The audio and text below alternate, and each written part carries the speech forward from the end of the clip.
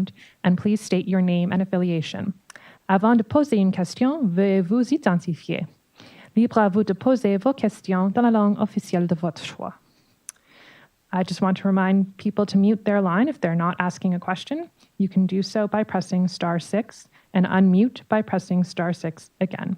Pour mettre votre ligne en mode discrétion, appuyez sur l'étoile 6. Pour l'enlever, faites étoile 6 encore une fois. First question will go to Julie Gordon. Hello, Governor. Thanks for taking our questions today. You said during the Q&A portion of the speech that you're starting to see signs of excess exuberance in the housing market. Do you think Canada needs new measures to rein in the market, perhaps something like the lending restrictions on investor buyers introduced by the Reserve Bank of New Zealand?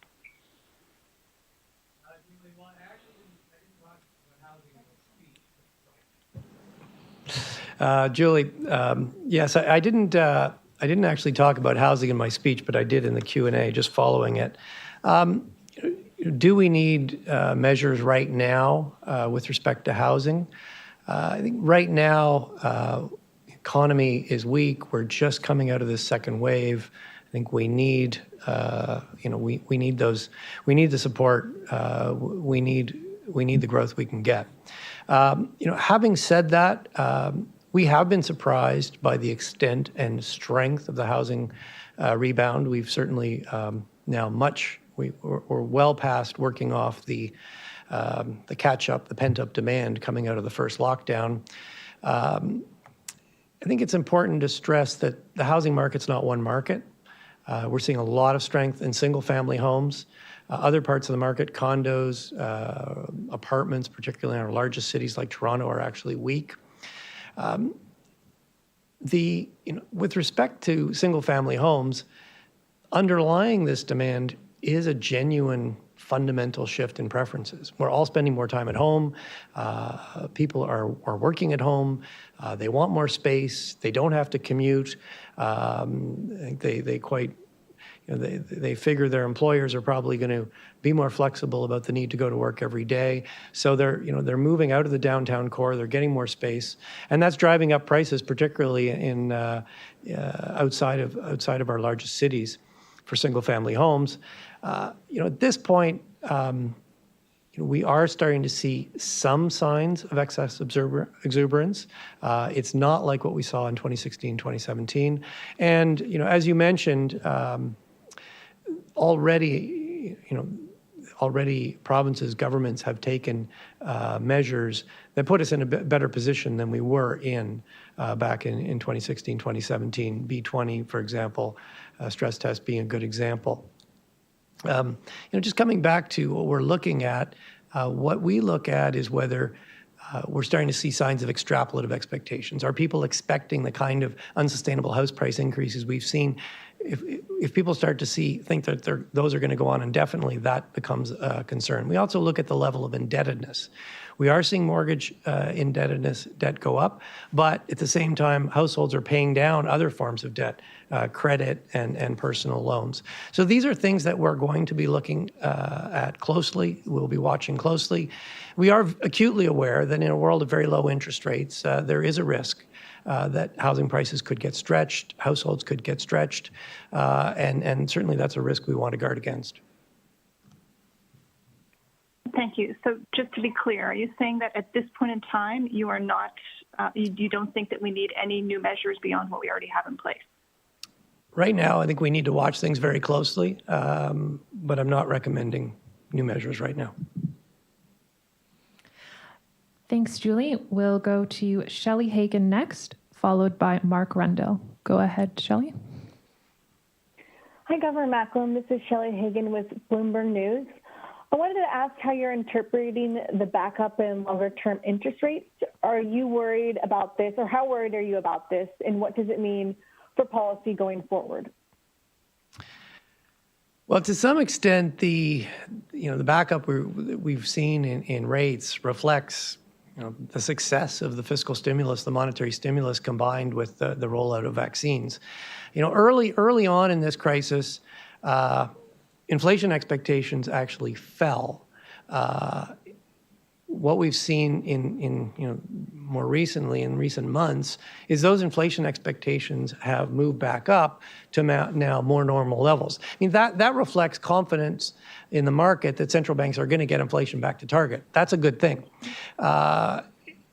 In the U.S. in particular, the increasing likelihood of more fiscal stimulus, together with increasing momentum around the rollout of vaccines, is creating more optimism. That's being reflected in yields, and that's a good thing. I think from our perspective, what I would stress is that, and I certainly spent quite a bit of time on this in my prepared remarks, we are expecting this to be a protracted recovery. The economy is going to be restructuring even as it's rebounding. It's going to take some time to get, it's going to take a considerable amount of time to get to a complete recovery. And so there is going to be a need for monetary support for some time. If this rising inflation expectations is a good thing, what does this mean for the path for QE and when you would think about reducing stimulus? Well, as I indicated, the economy is going to need monetary support for a considerable period. We in January, we put out our revised outlook, and at that time, the Governing Council decided that the exceptional amount of monetary stimulus in place was necessary. We are just, at the time we were in the second wave. We are now just coming out of the containment restrictions across most of the country. It's going to be, we want to see a strong rebound. And as we get into the second half of the year, we expect to see more sustained growth with the rollout of vaccines here in Canada. We also, in January, decided that if the economy plays out in line with that projection, we're not going to need as much quantitative easing over time. And we committed that as we gain confidence in the strength of the recovery, we'll be considering adjustments of our quantitative easing program. In the press conference at the time, I highlighted that this is a process. It's not a switch. It's going to be gradual. The other thing I would highlight is that we also committed to keep our program of quantitative easing until the recovery is well underway. And by the program of quantitative easing, we mean positive net purchases of Government of Canada bonds. That is some ways off. We expect a protracted recovery. The recovery being well underway is still some time into the future. We can be adjusting. Anyways, what did you think when you saw that hot mic moment, which we should say you posted? Yes, so the video was posted. Sorry, we're getting some. Oh, there we go. That's fixed. I was just finishing up. I indicated we've committed to keeping the quantitative easing program until the recovery is well underway. That's still some time off, and we've indicated we will be adjusting the program as needed. Thanks, Shelley. We'll go to Mark Rendell, then Tony Mace, followed by Jordan. Go ahead, Mark. Hi there. Thanks for taking the question, Governor Macklem. Mark Rendell with the Globe and Mail. Yesterday, we saw Statistics Canada revise the core inflation metrics upwards for two of the three core inflation metrics. And wondering, has that revision had an impact on your, nearer-term inflation expectations? No. First of all, I mean, our target is the CPI. Yes, Statistics Canada has I mean, they put out some new measures. They made some changes to the methodology with respect to a couple of the measures of core. On reflection, they've decided to go back to the old methodology and reassess those changes. The common component measure of core remains at 1.3 total is at 1, which is at the lower end of our band. So no, I wouldn't say that the recent announcements from Statistics Canada regarding those two measures have had much of an impact. And quickly, just following up on that, is there any, I guess, concern from the bank's perspective about the accuracy of the core inflation measures, given that there was that kind of switch back and forth over a short period of time?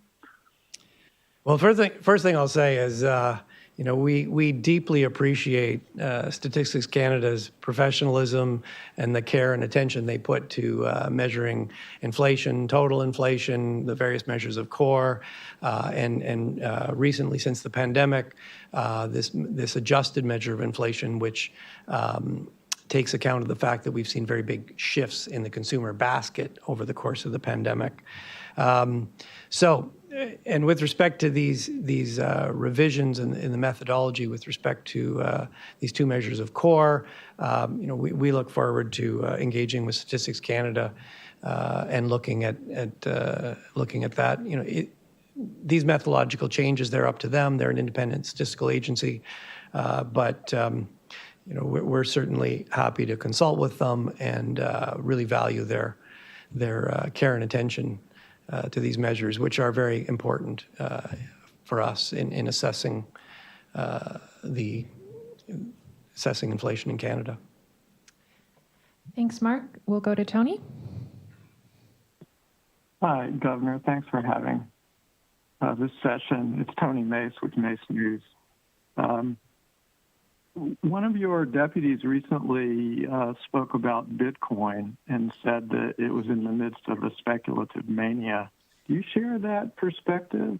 And what is it that is so troubling about what's going on with Bitcoin and the other cryptocurrencies?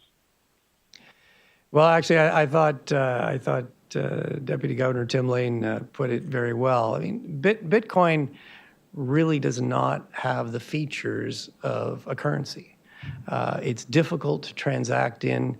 It's, as a stable unit of account, its value fluctuates wildly. Those are not features that you would want in a money, and for that reason, it's not widely used as a money.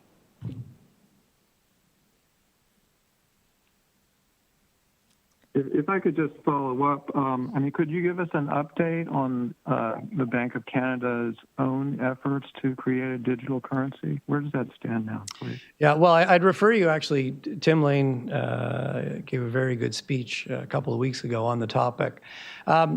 We have been developing readiness for a digital currency for some time.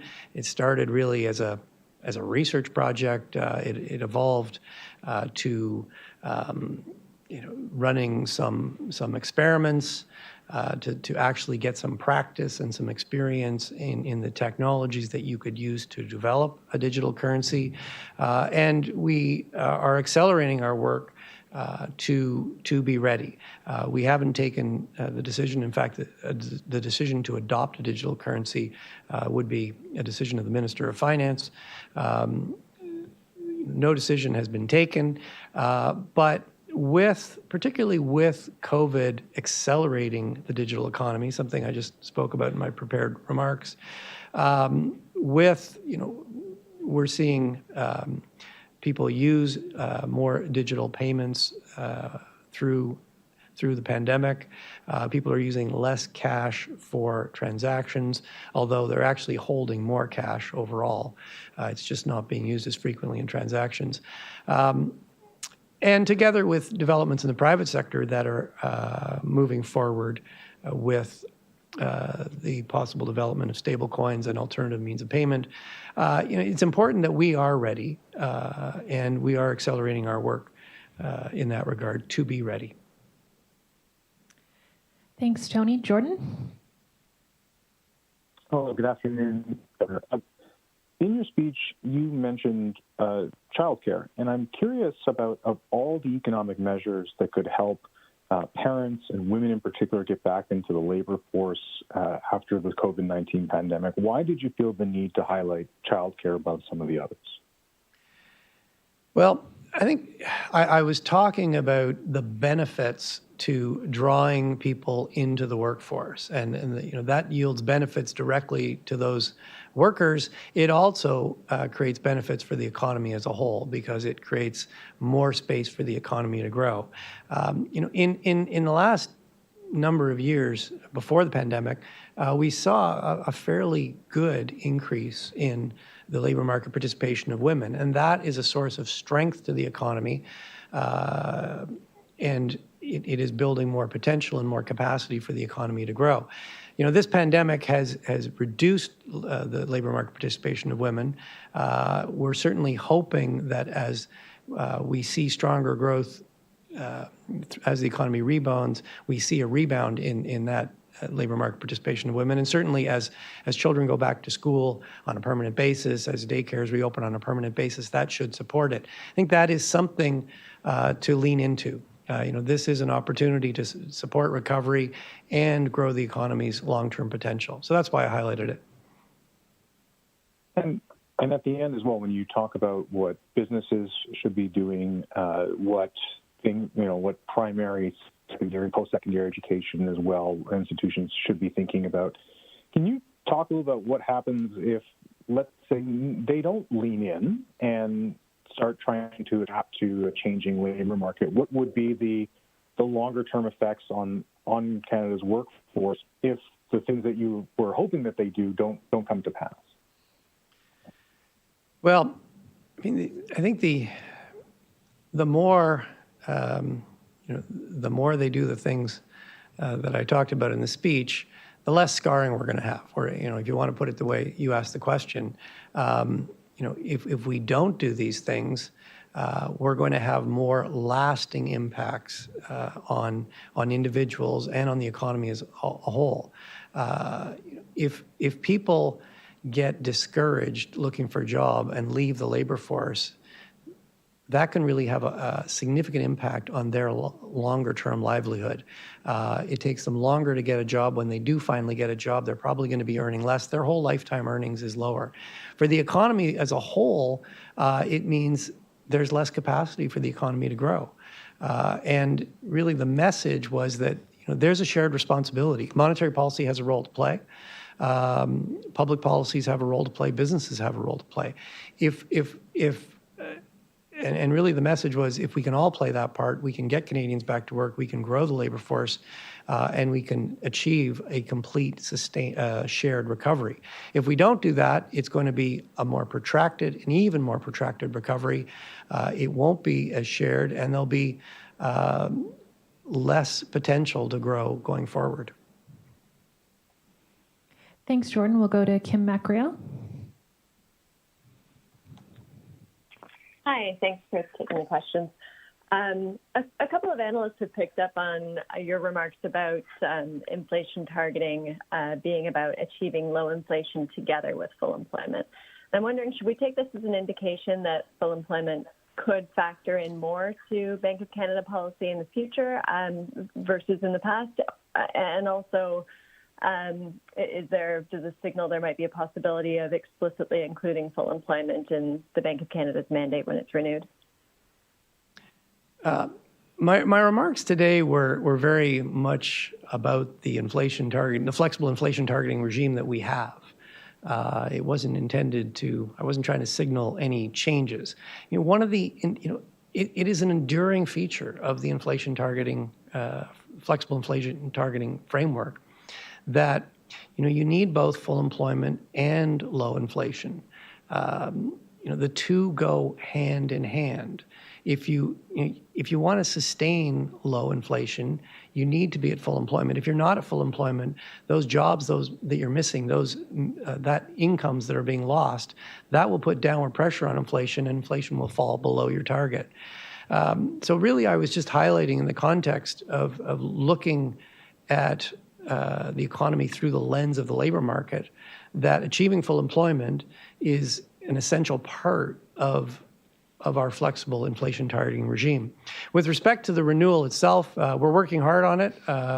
We've got there's a lot of research has been done. There have been some conferences.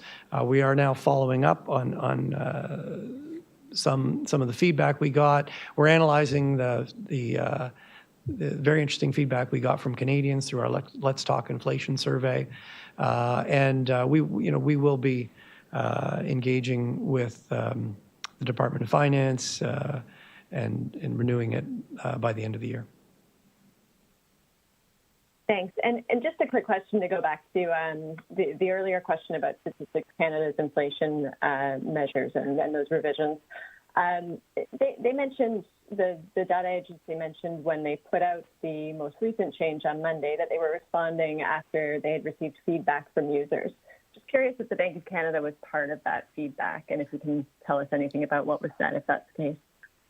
Yes, you won't be surprised. We're very interested in measures of core inflation, and when we saw the revisions, yes, we gave StatsCan some feedback, and we've been pleased to see that they've gone back to the previous methodology and are now doing a broader reassessment of the changes. Thanks, Kim. Unfortunately, that is all the time we have for today, so we're going to conclude the press conference here. Thank you so much for your questions, and thank you, Governor, for your time. Thank you all very much.